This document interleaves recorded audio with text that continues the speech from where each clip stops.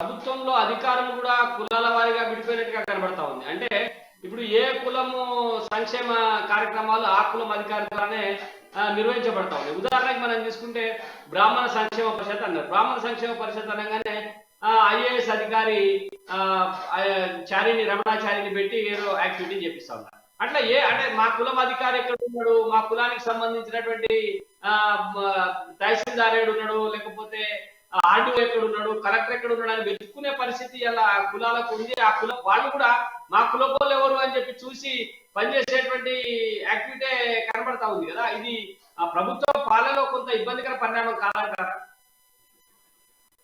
ప్రసాద్ గారు కేసీఆర్ కి నమ్మకం ఏంటంటే భూమిగా మనిషి అనేవాడు ఎవడు లేడు. మనిషి మానవత్వము అనేది ఎవ్వరికి లేదు. అందరికీ కులం ఉంది. అందరూ కులం పేరునే స్పందిస్తారు, కులానికే కట్టుబడి ఉంటారు. కనుక ఏ పని చేసినా ఆ కులమునికే ఇయ్యాలి అనేటువంటి ఒక మంచి ప్రిన్సిపల్ ఆయన పెట్టుకున్నాడు, చేసుకున్నా. కానీ అట్ ది సేమ్ టైం నేను ఇంకోటి కూడా చెప్తున్నాను. కేసీఆర్ ముఖ్యమంత్రి సీట్ కానీ ఆ చుట్టుపక్కల కానీ ప్రముఖమైనటువంటి ప్రధానమైనటువంటి పోస్టులలో ఒక్క దళితుడు కనపడాడు, ఒక్క నిమ్న వర్గాల వ్యక్తి కనపడాడు. నిమ్న వర్గాల వ్యక్తులకు మినిస్ట్రీలు కూడా ఎక్కువ ఇవ్వరు. కనుక అలా ఏం నమ్మడు కేసీఆర్.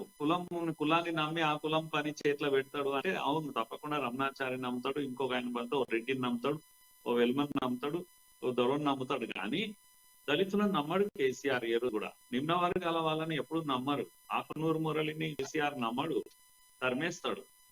లేకపోయి ఆర్ఎస్ ప్రవీణ్ పెట్టుకొని షో చేశాడు 4 రోజులు, కానీ నమ్మడు, ఎవరిని నమ్మడు. మళ్ళా 2-4 రోజులు తెచ్చి పెట్టుకున్నాడు కదా.